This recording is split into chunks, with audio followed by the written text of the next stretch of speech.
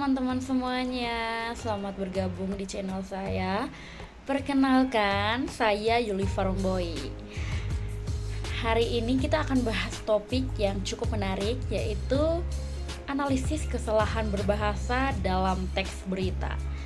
Seringkali kita menemukan kesalahan dalam teks berita yang bisa membuat kita bingung, bahkan merasa kesal. Kesalahan berbahasa bisa berupa penggunaan kata yang salah, struktur kalimat yang berantakan, atau bahkan tanda baca yang kurang tepat. Contohnya, penggunaan kata ganti yang tidak konsisten bisa bikin pembaca merasa bingung. Nah, bagaimana cara menulis teks berita yang baik? Pertama, gunakan bahasa yang baku dan mudah untuk dipahami. Hindari bahasa gaul atau bahasa daerah yang mungkin tidak dipahami oleh semua orang. Kedua, perhatikan struktur kalimat. Susunlah kalimat dengan alur yang jelas dan mudah untuk diikuti.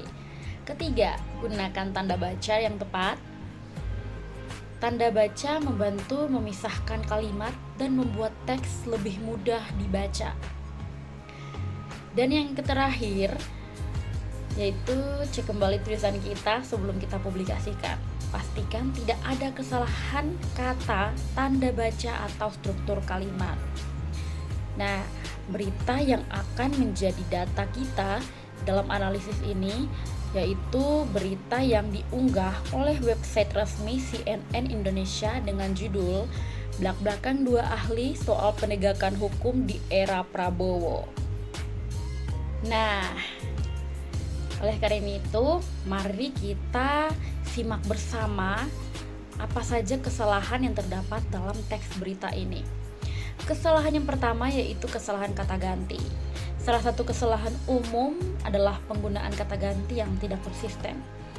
Contohnya dalam teks berita ini terdapat kalimat "kepastian hukum menjadi penting hari ini". Apa maksud dari kata "hari ini"? Apakah ini merujuk pada hari ketika berita ini ditulis atau hari ketika peristiwa itu terjadi? Penggunaan kata ganti "hari ini" tanpa penjelasan konteks yang jelas bisa menimbulkan ambiguitas. Oleh karena itu, penggunaan kata ganti perlu dipertimbangkan agar tidak menimbulkan kerancuan. Kemudian, kesalahan yang kedua yaitu frasa yang kurang efektif. Terdapat pada kalimat "sehingga kepemimpinan baru di era pemerintahan baru menjadi relevan agar penegakan hukum berjalan dengan baik dan bisnis pun berkembang". Apakah penggunaan kata "sehingga" di awal kalimat ini efektif?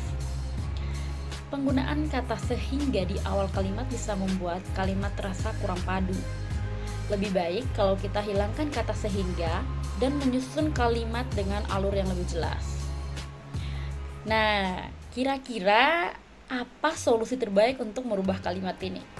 Tulis jawaban kalian di kolom komentar.